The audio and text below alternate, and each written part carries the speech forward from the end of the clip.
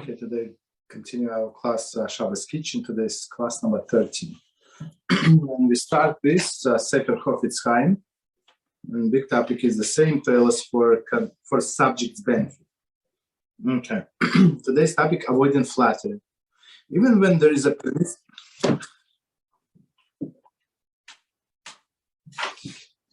even if there is a permissible to speak negatively for a constructive purpose, one must avoid insincere flattery.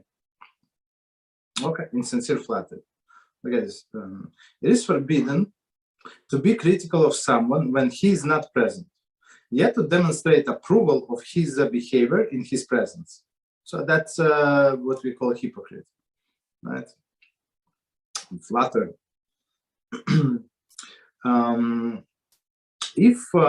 If the concern is that the person feels not heard, then the solution is to express respect and concern for him as a person, but clear disapproval as his behavior. So, okay, so you don't want to offend him, so you just not approve of his behavior. That's a usually proper way, because people can change if they want to. Meaning, if they change, people are the same, but they change their behavior. Okay, so we're trying always to separate. So we rebuke not person per se, but his behavior. If one is certain that reproof will be ignored, and is therefore prepared to publicize the person's behavior as an attempt to induce him to change his ways, one must nevertheless approach the sinner first so as not to be suspected of insincerity. It's very interesting. So let's read one more time. If one is certain that the reproof will be ignored, right? So, okay, you know this person, and is therefore prepared to publicize the person's behavior as an attempt to induce him to change his behavior. One must nevertheless approach the sinner first as not to be suspected of insincerity. Okay. So anyway, I mean, he's going to listen, not going to listen. How do you know? As Rabbi Reuven Schlitt always say, maybe that time, 5 months ago, 3 months ago, he was not ready to listen. Now HaShem a little softened him up, right, with all the problems. Now he's a little more open to hear you. So even to say the same things that you said 3 months ago, 5 months ago, 3 years ago, right? So you never know. In the above case, where it is clear that a person will not be moved to rebuke, one can remove the need for the first speaking to him by dispelling any possible possible suspicions concerning one's own sincerity. For example, if one speaks against the perpetrator in public, in the presence of three, rather than speaking to individual members of the community in private, it becomes clear that all the speakers could not be in private. It becomes clear to all that the speaker could not be attempted to gain favor with the perpetrator by showing acceptance of his behavior. So basically, when we speak in front of three people, we show that we understand that this information is going to get public. So if it's going to get public, so this this person is going to find out about whom this person is talking. So he's going to find out, and basically, so now you can flatter him as much as you want. It's not going to help. He knows exactly what you talk about him behind his back and publicly. Similarly, if the speaker is known to be zealous and outspoken and would not be suspected of flattery, he could resort to private discussions. Meaning if it's very, very upright person, right? Everybody know, like, do I know such a person? I don't know. That everybody would respect and like everybody. No, I don't know such person. I don't know. Okay. But let's say that there is such a person, right? That there's always like enemies, like everybody. Like many people have enemies, let's say, right? So if this person does not have enemies, and everybody would respect him and his opinion, and he's zealous and outspoken, okay, and nobody would suspect him of flattery, right? Okay, he could resort to private discussion. So he's not obligated to speak in front of three people. So one more time, when we speak about in front of three people, we show that that's okay. We know the consequences, basically. Also, if it is clear that to all that the perpetrator is a difficult personality, and public criticizing his behavior could be dangerous. I mean, he's going to take a baseball bat and smash somebody's head, right? So then one may speak against him in private without fear of personal suspicion. Okay, so now it's one-to-one, basically. It's one of the exceptions, because person, on one hand, he has obligated to speak out because of what the sins that this person did. On the other hand, he's not obligated to risk his life. Okay, let's stop here. Okay, so we continue this Shabbos kitchen. Of course, we're on the same Melacha, which is sorting. And let's say there's 5 things. So let's we're on thing number 5. Well, let me just see what the topic is. So it's section C. And the topic is selected for immediate use. So basically, before that, we said that three conditions must be met, right? First of all, food from the waste. Waste, we said whatever we don't want it, we call waste. And food is also not only food, but it could be other things. Like we said, example is the cutlery, right? Second condition, by hand, meaning no special instrument. And we said, for example, fork or spoon is not a special instrument, or knife is not, because a knife is made to cut, not to separate, right?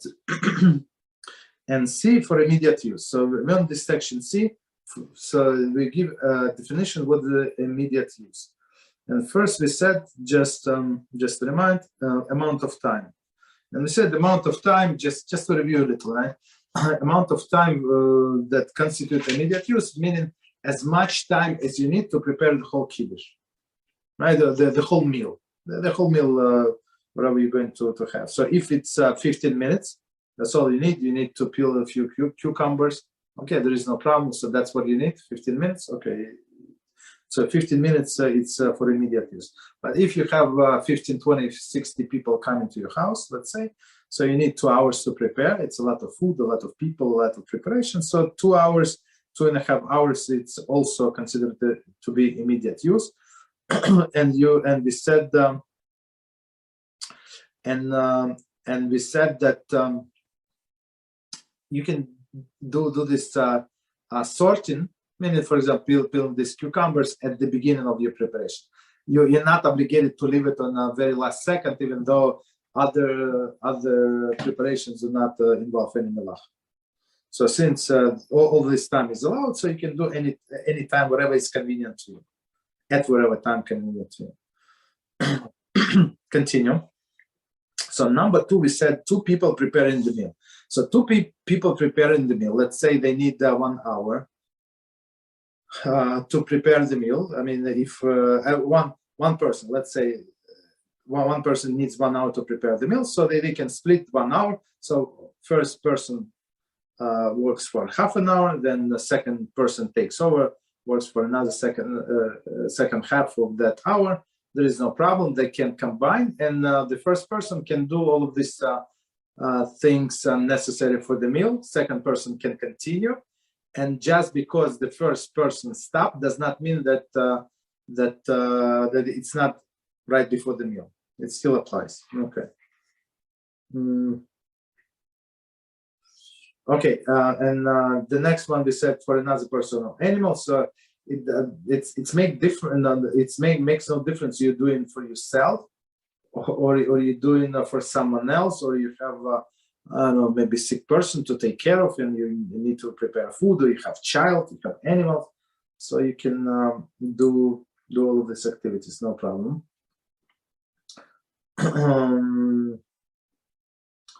So the last, right? The last we said that prior to actual usage, meaning just one second. So we said don't do anything like in advance, even parts, right? So example that we use. So a person would peel onions, right? Sometime in advance, right? But in order to make it excel, okay, right? So peeling onions, I don't know, like in the morning, or I don't know how many hours before, because he had to use half an onion for Friday night, half an onion in the morning, so it would be a problem. So you have to do everything like in the right time. And we said that, of course, there is problem with with mixing this egg salad, tuna salad. So as we said last time, it's very, very preferable to do everything before Shabbat starts. Open all of the jars, all of the containers, all of the food packaging have to be removed. All of this wine must be opened, of course, right? Why? Because there are many problems with wine, right? If you have a cork, let's say a cork in a bottle of wine, so if there are writings on top of this cork, so you're not allowed to remove it. So in most of the kosher wines, there is no stamp like on top, I think. But sometimes your cork removal, it's not going straight, but a little to the side. It's always writing on the side, and you can damage the writings. And it's actually the separate Melacha, right? And plus, removing this plastic is also an issue. And sometimes there is writing on the plastic. So don't put yourself basically in this situation. Plus, all of the other, even plastic, seal plastic must be cut open, right, before the Friday. Otherwise, it's a problem. Okay, of course, there are permissible ways to do that, and we're going to learn about them. Beezrat HaShem. But preferable not to play with it on Shabbos. Okay, that's all we said. Like, I mean, in very, very brief summary. Okay, so number 5. An item that takes long time to prepare. Many poskim permit selecting an item from the mixture even a long time before it will be used, provided that this amount of time is required for preparing that particular food. For example, removing a frozen item from the freezer even 5 hours before the meal, where it will be served, is permitted if it is the amount of time needed to defrost it. So, for example, I think it's very good example, right? You have some ready food, prepared food, but it was frozen.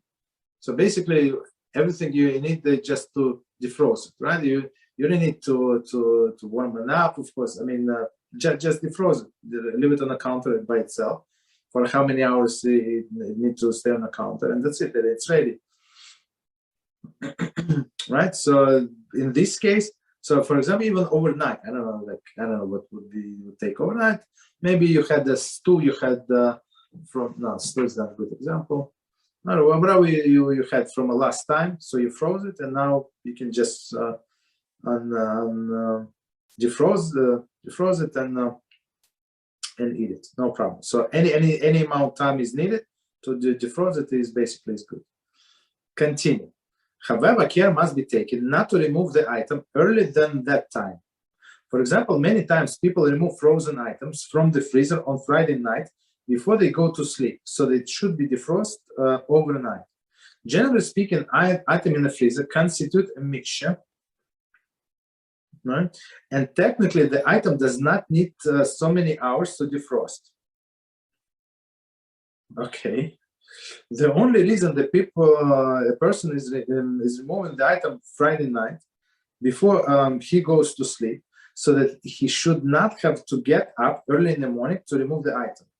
Therefore, removing the item on Friday night cannot be constituted for immediate use.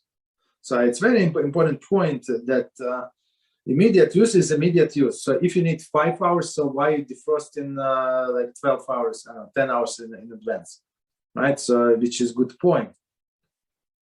So what I mean,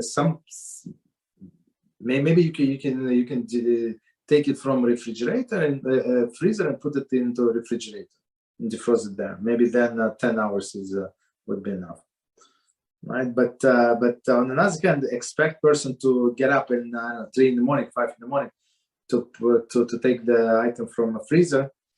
It's also not very reasonable. So I would say just put it in the refrigerator, and it's going to defrost it slower, much slower than on a countertop, and 10 hours would be just perfect. However, for example, if for example only halas, so the problem, what is the problem? They say the problem in the freezer that it is mixture. We're going to see not every time is a mixture. If your food is staying on a separate shelf, right, or on the door of the freezer, there is no mixture, right? So by you removing there is no problem whatsoever. So it depends on circumstance. But if it's smaller items, it's they one on top of the other, and for example you left it on the bottom and you put all of the other food on top, it could be a problem, right? Because for example you put all of the frozen fish, right? So this fish fillet is going to be muktzah 100%. So you're not allowed to move it. So basically, don't create yourself all of the headaches. Prepare everything you need on Friday night. Friday, have a plan, write down things, and do everything that needed before the candlelight. Okay, so one more time. However, if for example only halas or in different sizes, but all are made from the same type of flour, and all either egg halas or water challah, right? There are on one shelf, on the freezer, they not constitute a mixture, and desired challah may be removed from the freezer on Friday night for the morning, right? If that more convenient. So what they're saying, as we said before, what constitutes a mixture? We said the size, usually not always, as we said, there is exceptions. Exception is a matzah, right? The matzah is the complete sheets, and or like broken matzah, like matzah meal, right? I mean, maybe you not maybe you say that the same blessing, but they serve totally separate purposes, right? This full sheet of matzah you can use for lechem mishnah as two breads, right? For example, second bread, but this matzah meal you cannot use. But for all other things, size does not matter. You have bigger challah, you have smaller challah.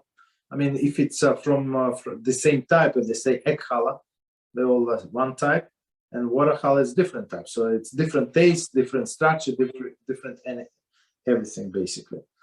So in this case, as they say, it would be a mixture, but otherwise, size does not matter. So as I say, so since there is no mixture, so you can take it anytime you want, basically. That's the thing. Anytime you want. Okay, continue. Likewise, it is permitted to prepare a salad. There is a peel vegetables, and have the vegetables soak in a liquid to absorb the taste of the dressing for the amount of time the salad need to absorb the taste. So that's I think it's perfect example, right? So some salad is good not it's when it's just made, right? But when it's absorbed some of this dressing or oil, what else? I mean, I don't know. I'm practically not sure how long does it take. Like maybe 30 minutes, 40 minutes, 1 hour. Right? So it should stay like mixed with this dressing. Okay, so in this case, it would be also for a constructive purpose, right? And it's in order for preparation of the meal. No problem. Continue. Using a ploy. It's number 6. Right? It is permitted to select food item from the mixture, even if the person's intention is to use food item for a later use, as long as a small piece is eaten immediately. Very interesting. Moreover, if it is obvious from the person's action that his intention when selecting it for the later use, it is not permitted. For example, if a person wants to select a few apples from the mixture for a later use, it is forbidden to do so, even though he eats a piece of the apple, each apple. Since this is, in this instance, it is obvious that his actions that he's eaten from each fruit is a ploy to work around the prohibition of Boreh. We do not consider this his eating from each fruit to be included in heter of separating for immediate use. It is, however, permitted to select different food item. Okay, so let's stop here before we continue. So basically, what they're saying here, there is a permission. Heter is a permission, a halachic permission.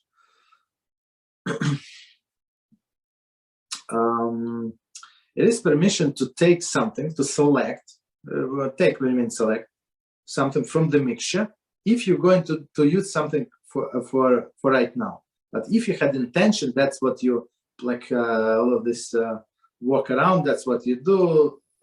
I mean, that's your trick, so you're not allowed to do it.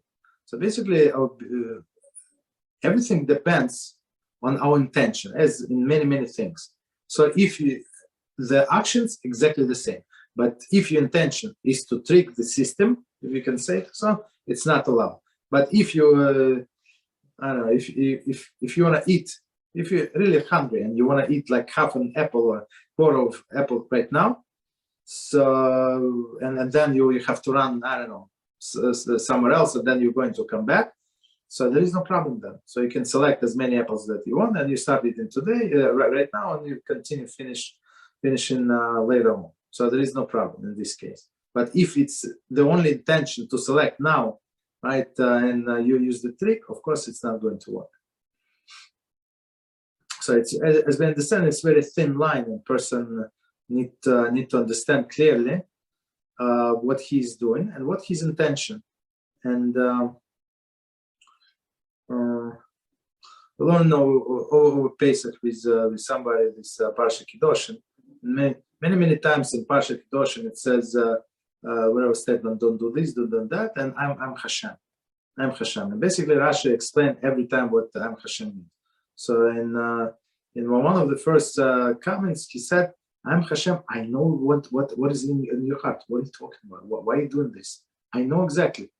So meaning other people would not know you can tell them, oh, I didn't know, you gave me bad advice, and say, oh, I didn't know that it's not good for you, this for you, that for you. But Hashem saw that that's what your desire, right? So don't play with intention. Intention, so meaning I intend to do this, and just do whatever you intended. It is, however, permitted to select different food items from the mixture if the small piece is eaten from each food item. In this case, it is not recognizable that the selecting is not done for immediate use, right? Since he desires to eat such a fruit individually. So here, in this last example, the person did not have any intention, nothing, right? But he just selects, like, let's say, an apple and a pear and banana, and right, and he ate a little piece of each of them and left the rest for later on. Okay, so it would be no problem. So because he did not have intention to leave it to do it for later, and you use this heter. Okay, that's explanation. Just 1 second.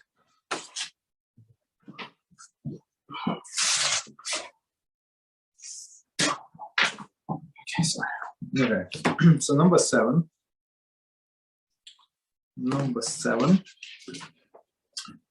Order to lend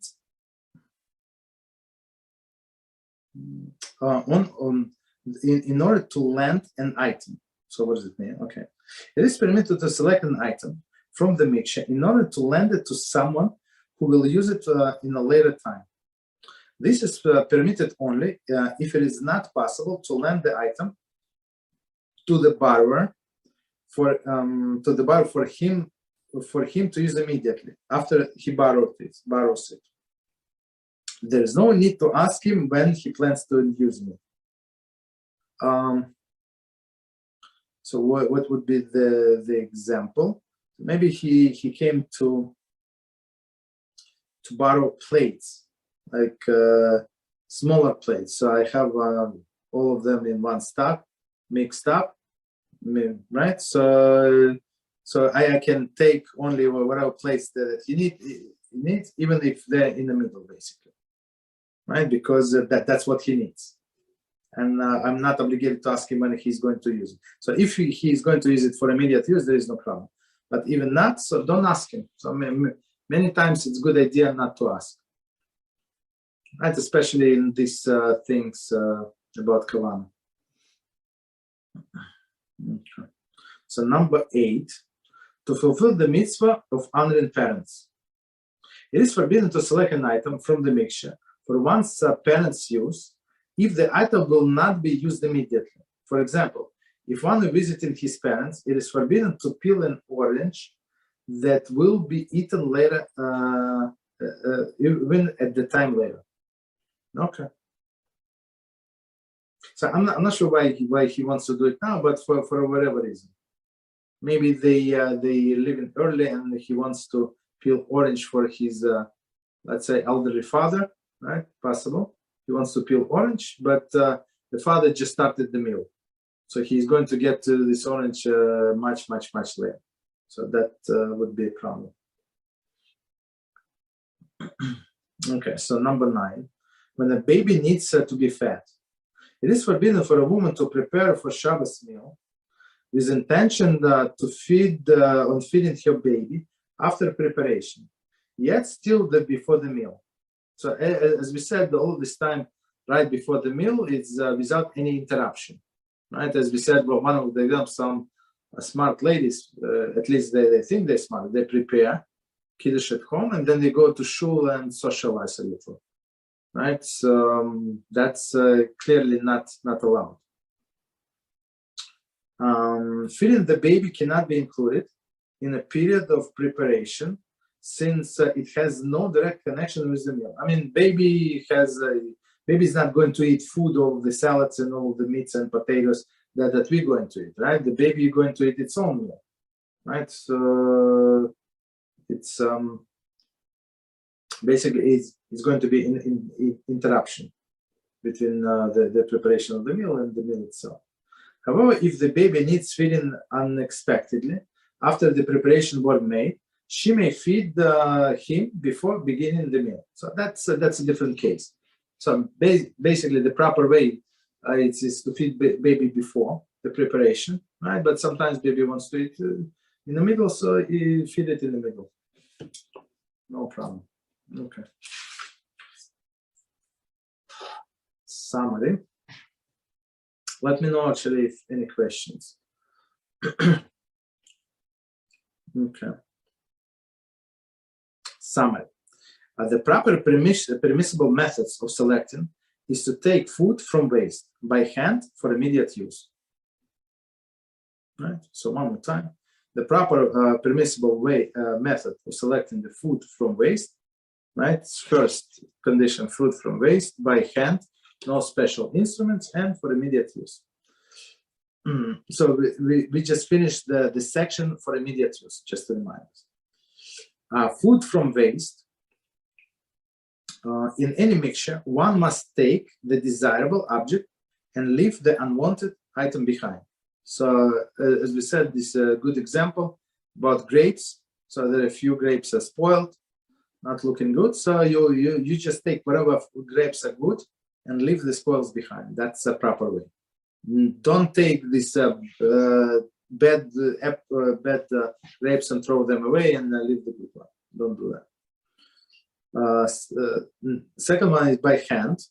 A utensil may not be used to assist the selecting more efficiently. It is permissible, however, to use a utensil for convenience. So for convenience, as we said, okay, I want to get some soup, right? So how exactly? I'm not going to pour soup in my bowl with a hand, right? So I need some instrument, right? Some vessel to do that. But okay, it's not. This vessel was not. This ladle, let's say, was not designed to do for selection only. So if it's for selection, that's the problem. If you have one with holes, that's the issue, big issue.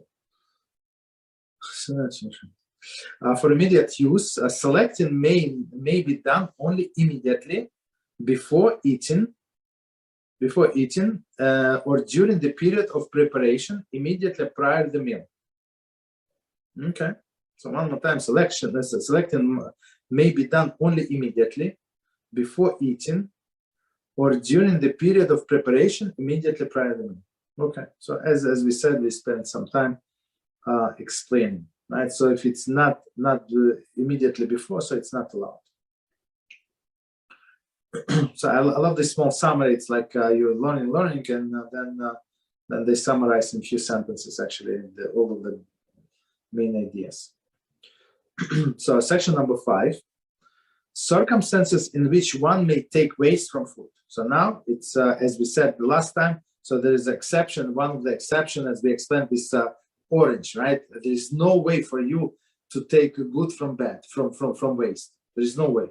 So it's an exception. So you have to take waste. Or a cucumber. How can you peel cucumber, right? I mean, there's only one way. Okay, let's see.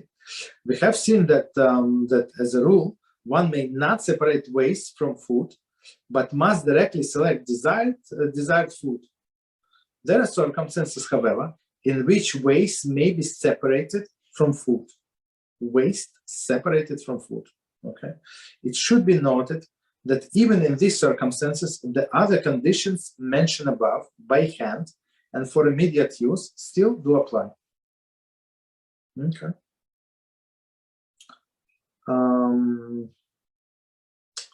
Just 1 second. Except in section D, so we're going to get since it has not considered boreh. Okay, so some exception. Section D, it's not even boreh, it's not even mixture, right? So it's a. I mean, it looks like mixture, but it's not. That's what they meant, I guess. Okay, so let's start. A, normal way of eating. Although it is generally forbidden to remove the unwanted item, pisoles, from the unwanted item, ochel, peeling fruits and vegetables is permitted. So same with nuts, right? I mean, how can you get the inside of the nut, right? There is only one way. Though one is removing the pisoles, the peel, from the ochel, there is the fruit itself. This is permitted because it is considered a normal and routine manner of eating process.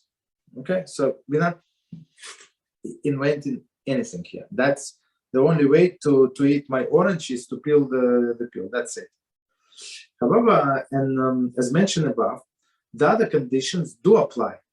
There is by hand and for immediate use. Just because I'm allowed to peel the orange and separate bad from good, right?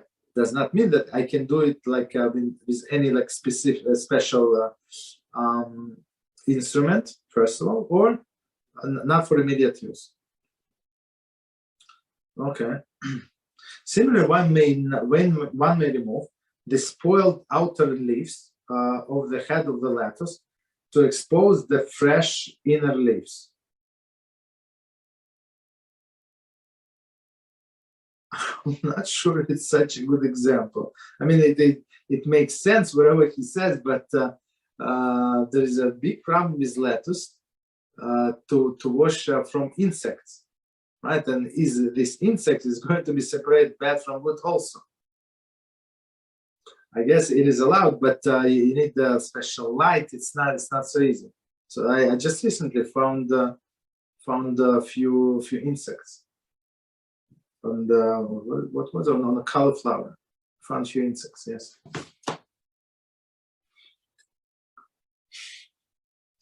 Yes. Okay. One may peel garlic, right? Onions, apples, pears, oranges, grapefruits, cantaloupes, and any other fruit or vegetable that require peeling. So meaning that's the normal way of doing, and there is no other way. Additional example of the above halacha. Number one, unwrapping a sticky paper from an item. So this sticky paper is become, I mean, it's not part of the item, but on one hand, on another one, like it sticks, so it is attached to the item. So in some sense, even though it is inedible, so it's part of the item, right? So, but for example, you want a piece of candy, and let's say it's melted a little and gets stuck to this wrapper. So you would be allowed to remove this wrapper. Okay. Number two, cutting away the rotten part of the food item. Okay, so you have, but I would say here's the permission would be a little different. So you have apple and you have a little like rotten part, so you can cut a little more. Usually that's what the people do. They cut a little more. So when you cut good with bad, it's not considered to be separation to begin with. Right, but we got the point. So you have to cut rotten part in order to eat good. For example, in another example would be in grapes. Right, sometimes only the end, the tip of the grape is rotten. So you can cut only the piece a little extra in there. So piece is good. You can eat it. So next example is number three, peeling eggs. So we said about peeling eggs, and with all of this rotten food and this food and eggshells and nutshells, we said there's problem with the muktzah to move it around. That's the issue. Number four, shell and nuts and nutcracker is permitted, is detailed on page 166. So we're going to get to it. So basically, on one hand, this nutcracker is a special implement, and we just said sometimes it's only by hand. But in this case, since some nuts are so hard, there is no other way for you to get to the inside. So that's basically by hand. That's the only way you can crack the nut. Okay. Number five, unwrapping salami, kishka, hard cheese, or any other tightly wrapped food. Even when they are already cut into slices. So it's very, very interesting. Let's say this salami part. I'm not sure. Usually, the right way is to cut this wrapper first and then slice it. But I guess they forgot to do that, right? So I mean, before you eat in this slice of salami, there's no other way for you to do it, right? You have to first remove this piece of wrapper and then eat it. Sorry. So B, when both items will be used in one meal. Okay. If one item in a mixture is desired immediately and the other later in the same meal, it is permissible to remove the item desired later and leave behind the one needed immediately. So it's very interesting. So it's not like you said that one item is a waste, meaning I don't want it completely. No, you said I want it, but not now. Right? I want it, but not now. So the example I would give So you have a soup and you have a piece of chicken. So you want to eat this piece of chicken later with rice, let's say. right? Or you have a piece of meat in your soup. So you remove this piece of meat to eat it later. Is it good? It's excellent, right? But you don't want it right now. This is not considered separation or waste from food, because an item desired later in the same meal cannot be termed waste.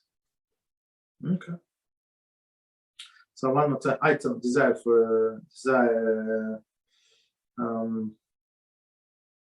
because the item desired later in the same meal cannot be called waste. Exactly. So as we said with the piece of chicken. Understandably, if the unwanted item will not be used until later meal, so I mean, one meal meaning Friday, and you want to eat it in the middle of the Friday night.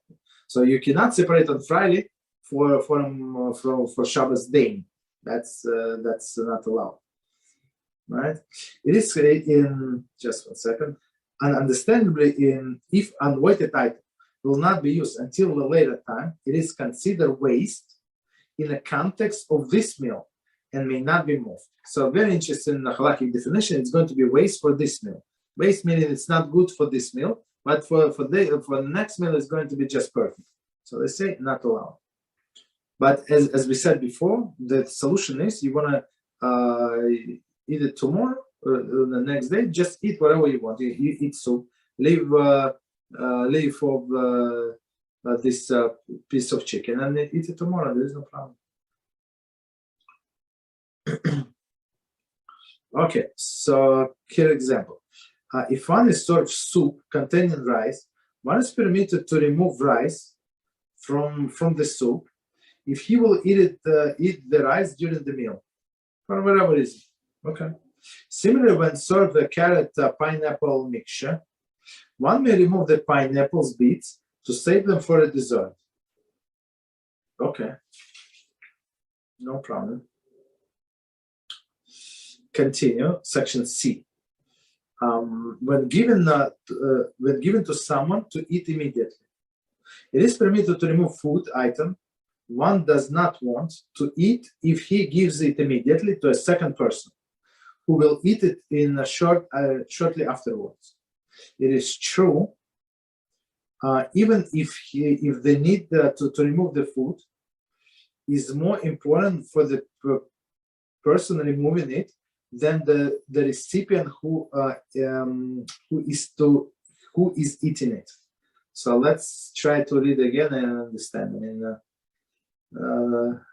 they didn't give an example. So one more time. So I guess no. Let's read one more time and then we guess. It is permitted to remove food item one does not want to eat if he gives it immediately to a second person. So I say that maybe example would be, so you have a fish, right? And you take you feed a little child, right? And you take with your fork some fish, right? And you have some bones you see sticking out from this piece that you just got. So you can remove the bones. Second person who will and this second person you can remove immediately for a second person who will eat it shortly afterwards. Okay, so I think this example of the child would work, or elderly person. This is true if the need to remove the food is more important to a person removing it than the person than to recipient who eating it. I'm not sure. I mean, maybe they're going to give example. So it is more important for a person who is doing the separation than the person who is going to eat it. They have to give example.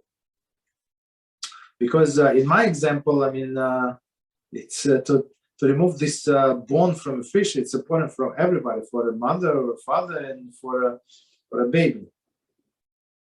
Okay. So continue. D. Along with some food. That's our example that we gave.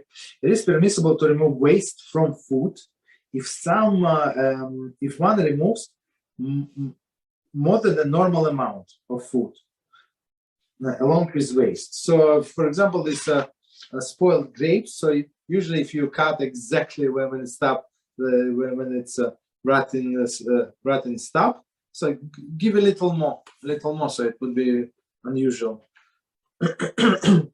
So it says, for example, one may remove watermelon pits by taking some melon along with the pit. So usually, usually you have to remove good from bad, right? But if you want to remove all of the pits before you start eating, so remove it with a little watermelon. Similar fish bones may be removed by taking a bit of fish with each bone. Okay, that's another issue. Not issue, but solution. But we always try to on Shabbos not to eat fish with bones, right? So that's a good idea. Like flounder that doesn't have bones. I mean, flounder fillet doesn't have bones. There are some salmon also fillet does not have bones. So continue. If a particle of dirt or an insect fall into drink, one may not remove the particle itself, but may scoop it out with a spoonful of liquid.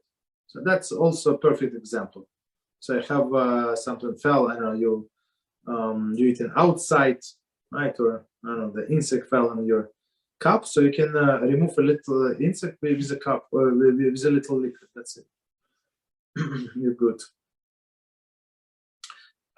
This procedure is not act of barer at all, and therefore permitted even for the later use. Right. So I mean, because that's another solution that we should remember. So good with bad, good with bad. It's not barer. It's not sorted. However, the food and waste must be removed as a unit, separating only waste at first and following by taking some food.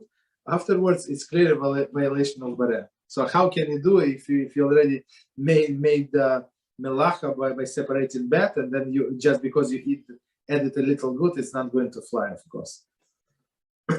Just a second.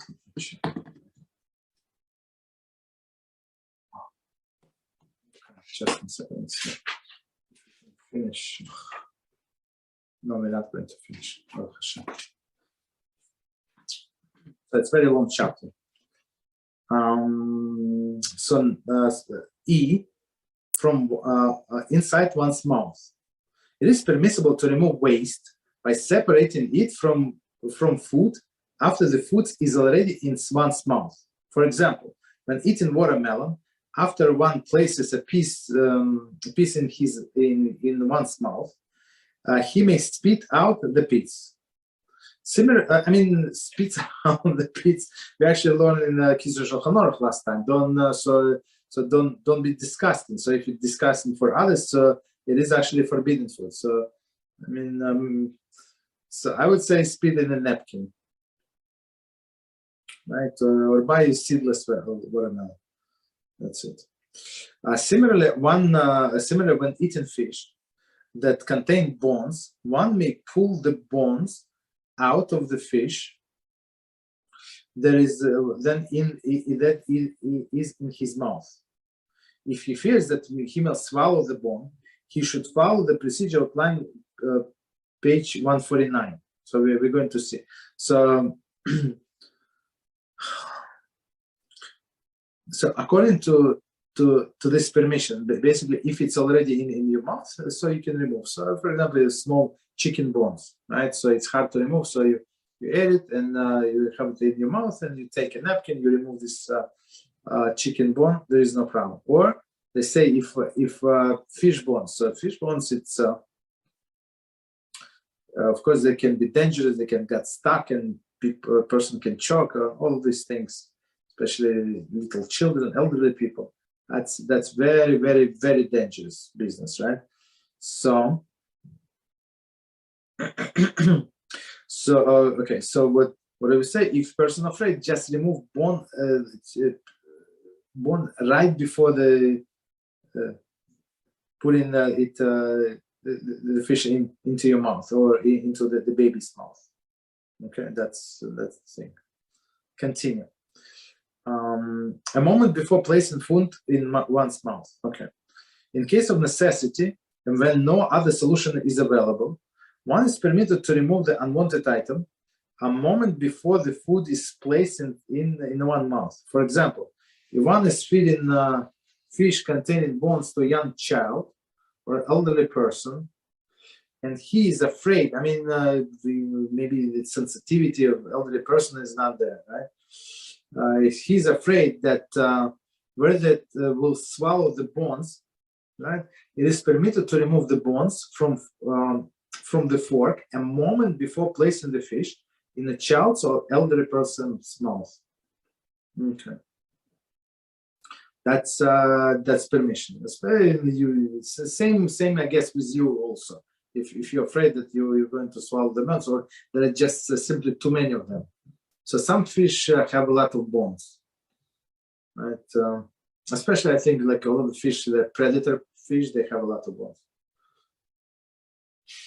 Okay, so G, special leniency for attached mixtures. When food and waste are not actually mixed, but merely attached, not meat, but merely attached, there is a fat attached to meat, one further leniency applies. So fat attached to meat, and person does not want to eat fat, right? So what is the leniency? We have learned that this type of combination is considered mixed only to the point when the components touch. It's very interesting, right? When they touch, this fat and meat touch, they mix, and only in that thin point, right? Accordingly, one may remove part of the fat if he leaves intact a sliver of fat touching the meat, because this way one avoids separating mixture altogether. So you do it, one way or another way. So if you, of course, why would you waste meat? Just cut a little, just leave a little piece of fat behind on the meat, and that's it. No problem. So the point where it was mixed is still there. Very good. So next one, H. Special leniencies for piled mixtures or objects lying next to each other.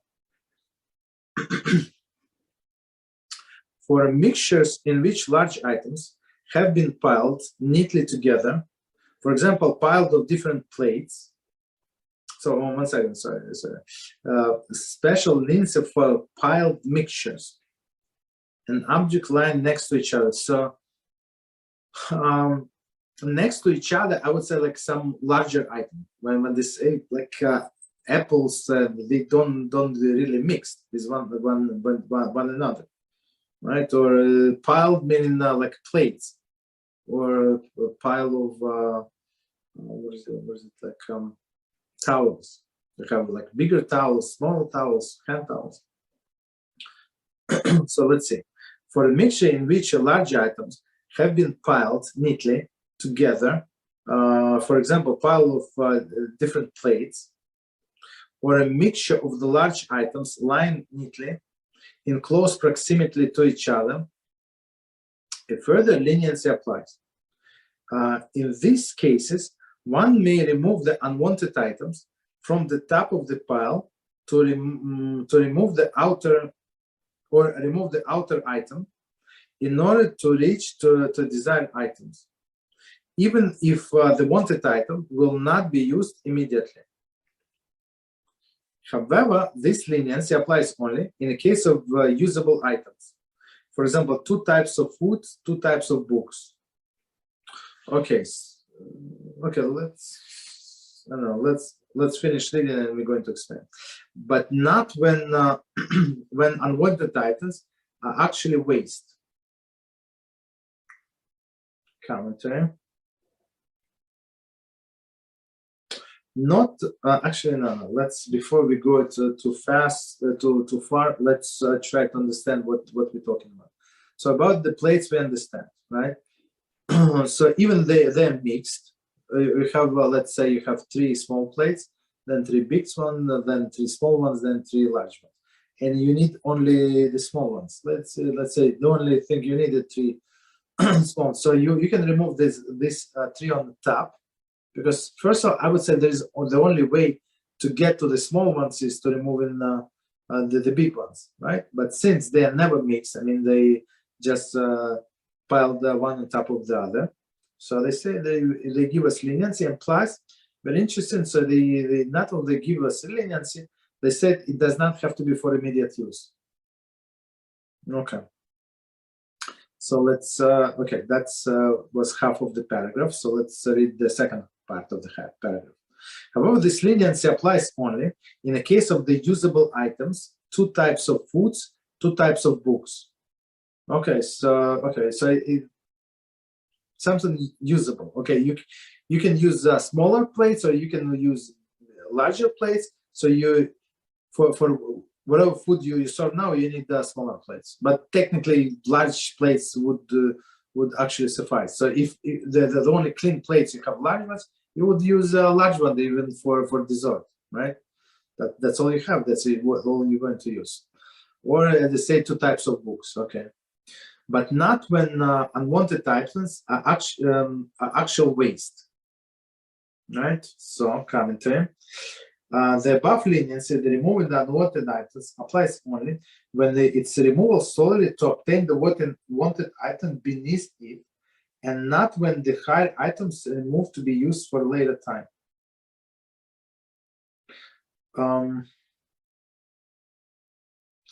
Let me read one more time. The above leniency there is removing unwanted items, meaning these plates, let's say in our case, applies only when removal solely to obtain wanted item beneath it. So I take off this big plates, 3 big plates on top. Why am I doing this? Only because I need these 3 smaller plates underneath them. Not when the higher plates are removed to be for a later time. So meaning I'm not sure why is that. Oh no, it's no, of course. So in some sense, this pile is still a mixture. So when you remove these 3 top plates, large plates, for later time, that's a problem. Because we said why? You can remove only for immediate use, and it's not for immediate use. Okay, continue. For example, one may remove unwanted soup bowls that are stacked on top of the dinner plates, even though the dinner plates will not be used immediately, since the bowls are unusable. So in this case, exactly as we described, right? So they have soup bowls on top, dinner plates underneath them. So he does not need these soup bowls. He needs only dinner plates. There is no problem. So you can remove, and then I guess even put it back. In the case of random mixture, however, it is forbidden to remove even a portion of the waste. So we didn't get to it, but we're going to talk about random mixture. That's a different story.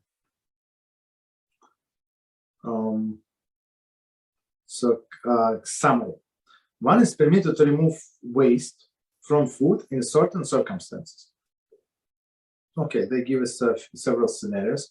When this is normal way of eating, for example, peeling fruit. So we said there is no other way, you're allowed. B, when the waste will be used for later at the same meal. Right, as an example that they give, it's soup with rice, and he wants to eat rice later. Same meal, not the next meal. Same meal, no problem. C, when given them to someone else for immediate use.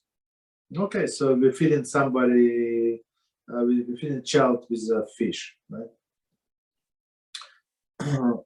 D, taking food with waste, right? Example, as we gave this insect in our cup, and we remove insect with a little of liquid. So I get this question many times. So people surprised, like somehow people think that this insect made this drink not kosher. It's still kosher, just so it's kosher. Many people have this question. I don't know why. So dirt does not make something not kosher.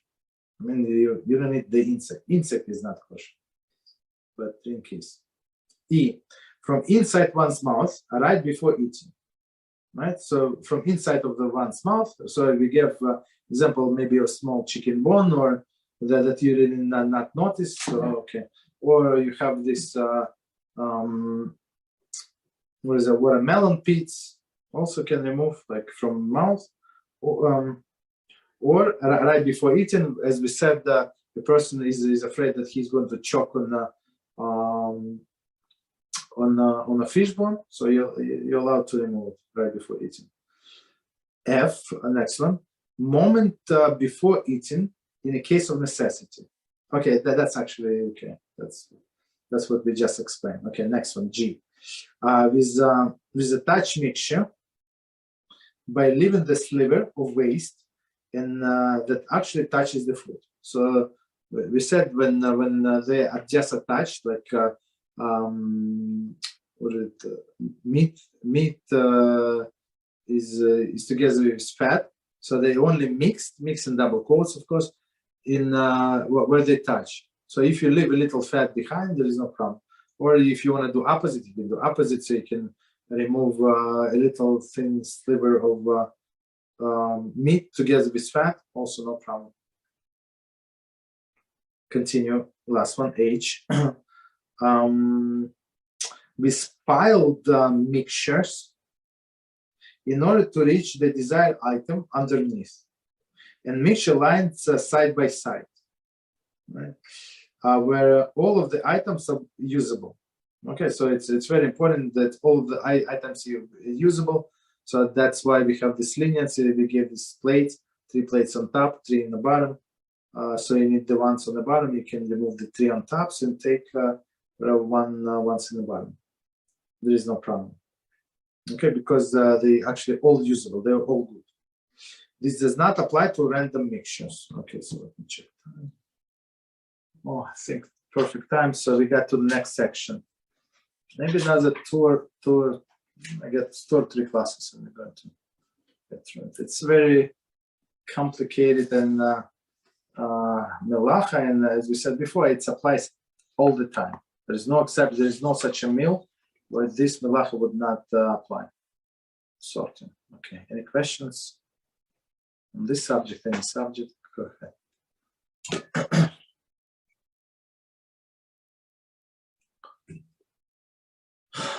Okay, if no questions, so I wish you a good night until tomorrow, Beezrat HaShem. Tomorrow is Kitzur Shulchan Aruch. Okay, thank you very much. Good night.